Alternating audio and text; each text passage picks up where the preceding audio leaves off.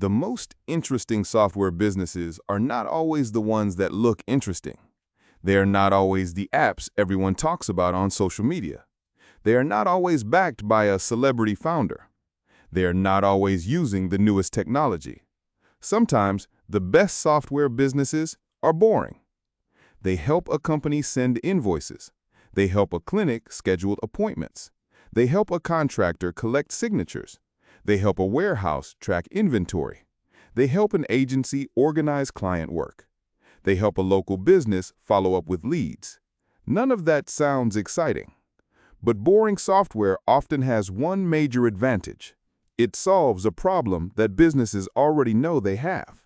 That is why boring software can make serious money. The first reason is recurring pain. A problem that happens once might create a one-time sale, but a problem that happens every week creates a real business opportunity.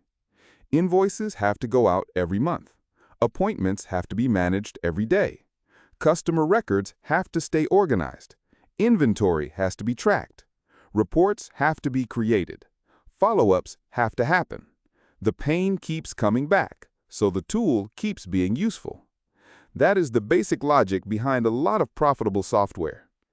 The second reason is that boring software sits close to money. If a tool helps a business get paid faster, reduce mistakes, save employee time, keep customers organized, or avoid missed opportunities, the value is easy to understand. It does not need to be entertaining. It needs to be worth more than it costs. That is a very different game from consumer apps. A consumer app may need millions of users before the business model works. A boring business tool can serve a much smaller audience because each customer is more valuable. The third reason is that businesses have budgets. A small company might not want another subscription, but if the subscription solves an annoying business problem, it can be justified. The buyer can ask a simple question: does this save time? Does this reduce errors? Does this help us make more money? Does this help us serve customers better? Does this reduce risk? If the answer is yes, the tool has a path to revenue. The fourth reason is workflow lock-in. Once software becomes part of a daily process, it becomes harder to remove. Not impossible, but harder. The customer has data inside the tool. The team knows how to use it. Other tools are connected to it. Reports depend on it. Customers may interact with it. That makes the software sticky. And sticky software is powerful because the business does not need to resell the customer from zero every month. The fifth reason is specificity. A boring software product can win by serving a narrow workflow very well. A generic tool can do almost anything, but a specialized tool can know the exact fields, templates, reminders, reports, and edge cases that a specific customer needs. That is why niche software exists for dentists, gyms, schools, agencies, contractors, restaurants, law firms, creators, and hundreds of other markets. The narrower the workflow, the more specific the solution can become. And in business software, specificity is often the thing people pay for.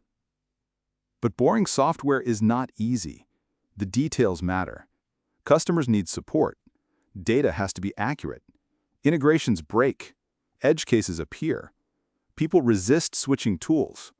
And if the software handles something important, reliability matters more than cleverness. That is the hidden trade-off. Boring software can be a great business because it solves necessary problems, but it also has to be dependable. The lesson is simple. Do not judge a software idea by how exciting it sounds. Judge it by how painful the problem is, how often the problem happens, how clearly the buyer understands the value, how close the workflow is to revenue, time, risk, or operations, and how hard it would be for the customer to remove the tool once it works. That is why boring software can be so valuable. It does not chase attention. It attaches itself to necessity. And necessity is one of the strongest business models in the world. If you want more breakdowns of the systems behind modern online businesses, subscribe to Signal Stack.